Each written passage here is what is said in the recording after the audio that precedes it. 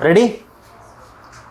On the basis of the following information, calculate the value of goodwill of Rudra Limited at 3 years purchase. Underline करो, 3 years purchase का goodwill calculate करना है.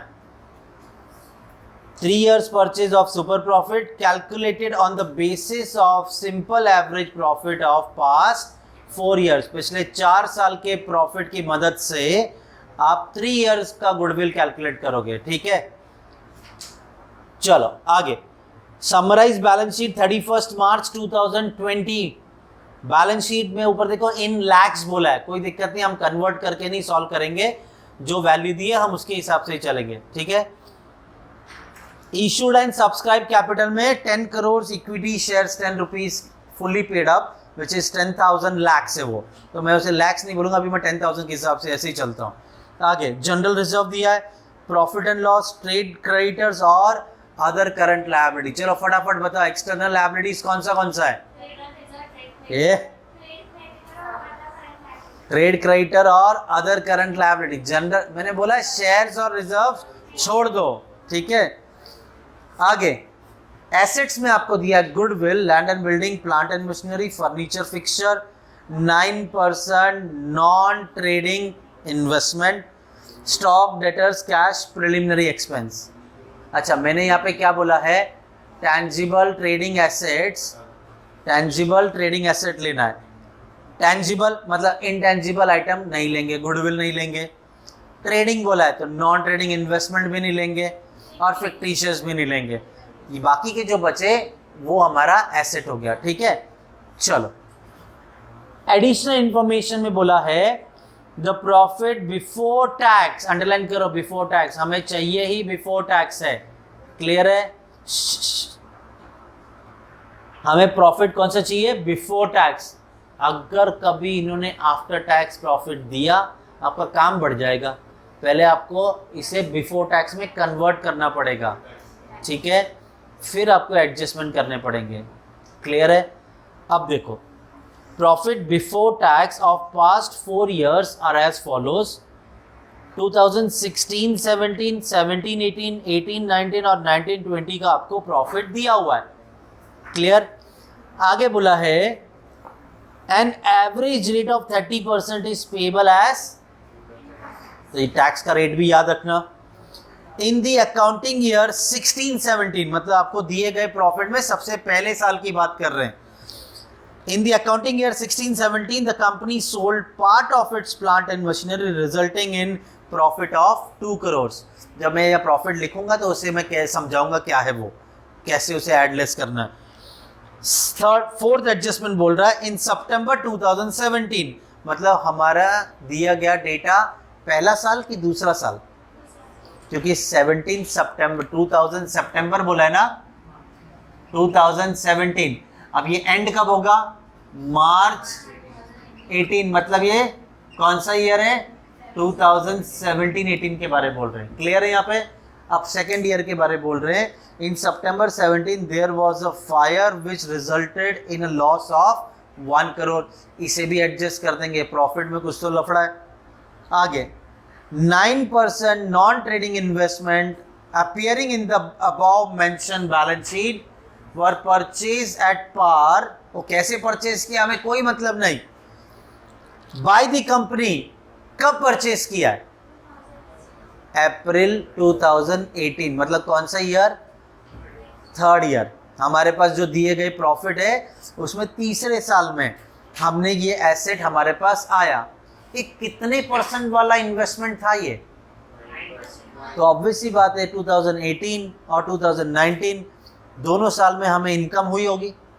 Non trading investment, जब हम non trading investment नहीं ले रहे हैं तो उसकी इनकम भी कंसिडर नहीं करेंगे. क्या करना है देख लेंगे इसका. आगे the normal rate of return is 24% in this line of business. चलो NRR दे दिया.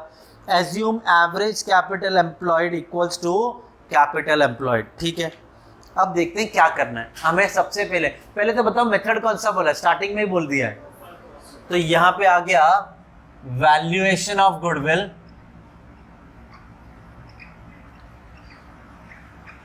कौन सा मेथड है? सुपर प्रॉफिट मेथड,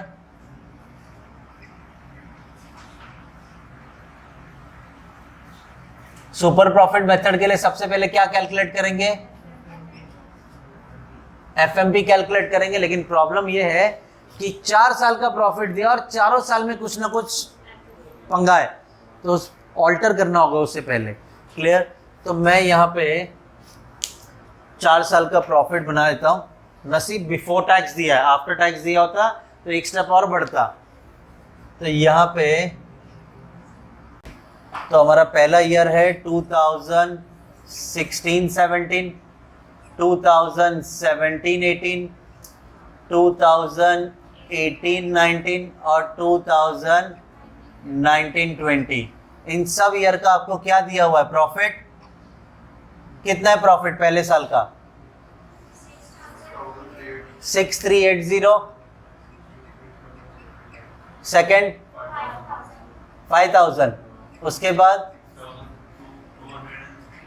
16, उसके बाद 5800। डन। अब देखो अब हम इसको चेंजेस क्या करना वो देखते हैं। सेकेंड एडजस्टमेंट तो आपको टैक्स रेट के बारे बोल रहा है। थर्ड एडजस्टमेंट जरा ध्यान देना, कौन से ईयर की बात कर रहा है? 2016-17 की बात कर रहा है। In the accounting year 16-17, the company sold a part of its plant and machinery, ठीक है, resulting in a profit of 2 crores। अब मुझे बताओ, आप क्या हर साल प्लांट बेचते हो? क्या ये आपकी बिजनेस की इनकम है?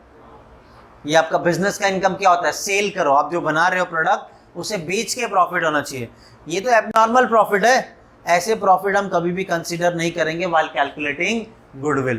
तो देखो उसने बिजनेस में दिखाया वो गलत नहीं था, लेकिन गुडविल वैल्यूएशन के टाइम पे कोई भी एबनॉर्मल इनकम, एबनॉर्मल एक्सपेंसेस हम लोग कंसीडर नहीं करते, तो इसे हमें निकालना होगा। तो less profit on sale of plant, उसका प्रॉफिट ज्यादा दिखा दिया था ना उसने। अब यहाँ पे रुपीज इन लैक्स बोला है, तो 2 कितना बोला है? 2 करोड़। तो यहाँ पे 2 करोड़ की जगह मैं ले लेता हूँ 200। लैक्स बोला तो लैक्स बढ़ा दिया ना मैंने। 2 करोड़ कैसे लिखते हैं? बराबर। अब इसमें लैक्स मतलब ये कट कर दिया, रुपीज इन लैक्स बोला है तो मैंने 2 करोड़ की जगह क्या लिखा, क्योंकि यहाँ पे फिर मुझे 3 उतने 5 जीरो बढ़ाने पड़ेंगे, तो इसको शॉर्टकट में रखा था, शॉर्टकट में रखेंगे। क्लियर? अब यहाँ अगर तुमने गलती कर दी अमाउंट लिखने में तो सत्यानाश है। तो मालूम पड़ा 2 करोड़ बोला है तो सर ने तो बोला 0 नहीं लेना, तो 2 ही लिख दिया, तो रॉन्ग। चलो आगे, ये क्लियर है यहाँ पे। अब जो फोर्थ वाला एडजस्टमेंट बोल रहा है वो सितंबर 2017 के बारे में बोल रहा है, मतलब सेकेंड ईयर में। अब वहां पे बोला है in September 17 there was a fire which resulted a loss of 1 crore.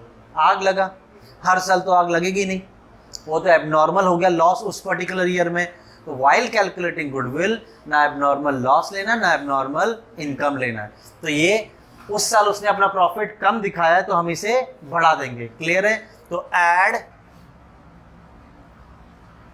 Loss by fire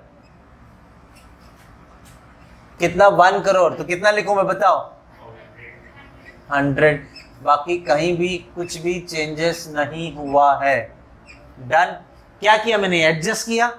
अब उसके बाद में 5th वाला एडजस्टमेंट बोल रहा है कि 9% नॉन ट्रेडिंग इन्वेस्टमेंट था।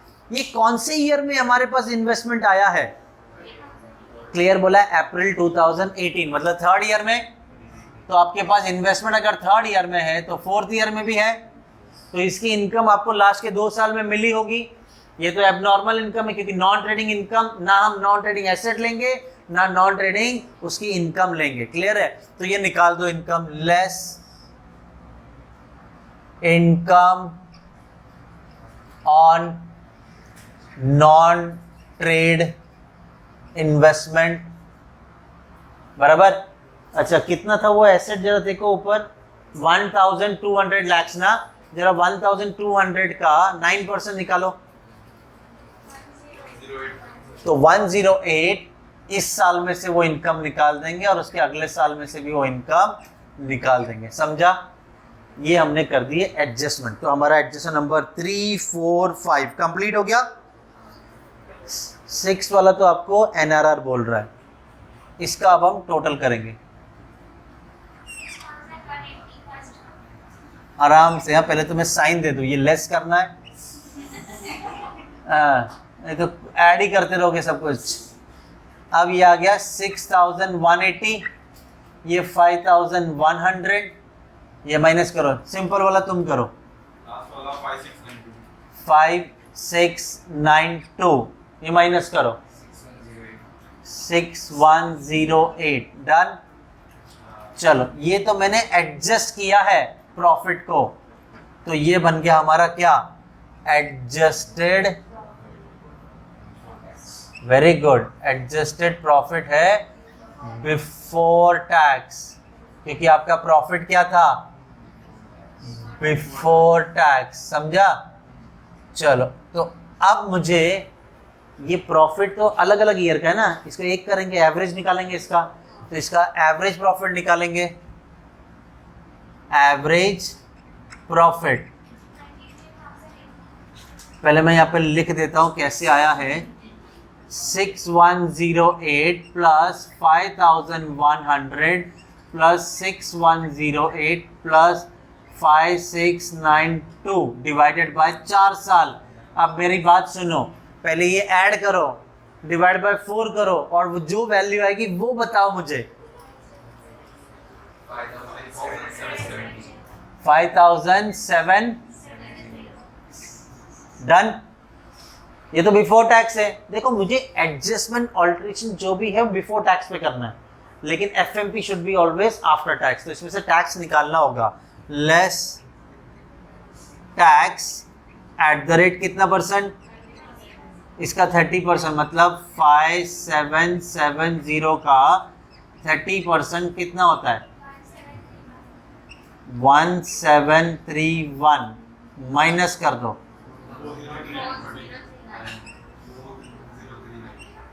4039 इज योर एफएमपी, डन।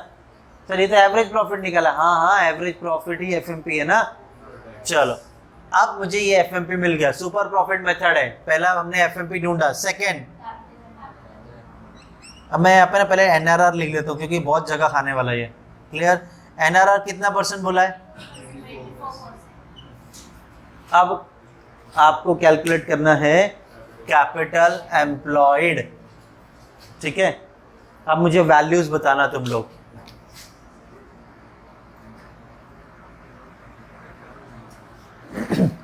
चलो अब थर्ड आइटम हम ढूंढेंगे, कैपिटल एम्प्लॉयड। कैसे कैलकुलेट करते हैं? Tangible trading asset eight agreed value,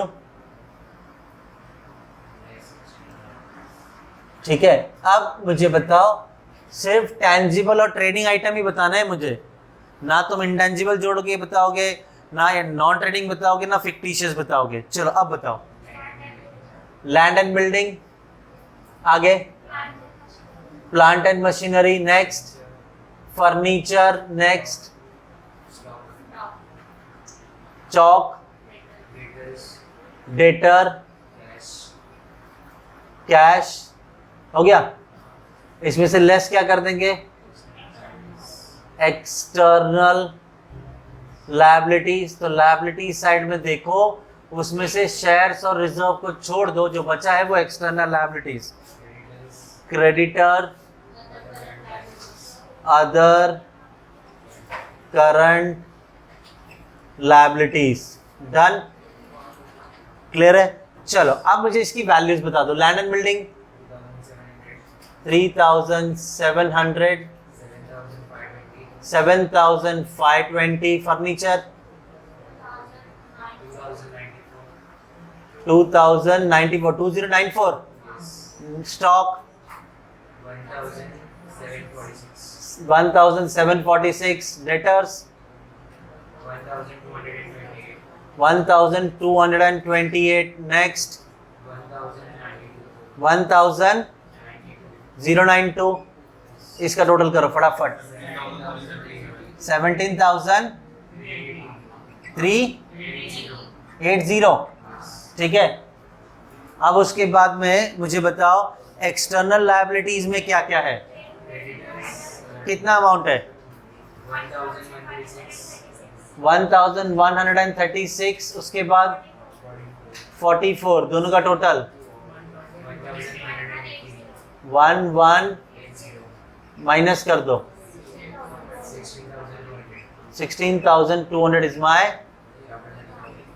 capital employed. ठीक है, ये एक्चुअल. अब हम लोग फोर्थ क्या ढूंढेंगे? Normal profit. कैसे मिलेगा? एफएमपी में से माइनस करेंगे capital employed into NRR upon 100. आपका कैपिटल एम्प्लॉयड कितना है? 16,200 इंटू एनआरआर कितना है? अपॉन 100 कितना आ रहा है? 3,888. फिर आप क्या निकालोगे? Super profit. FMP minus normal profit. FMP कितना है? 4039 minus normal profit 3,888 151. Super profit मिल गया. तो अब मिल जाएगा गुडविल. कितना ईयर्स परचेज बोला है स्टार्टिंग में? So goodwill is equals to super profit into number of year purchase.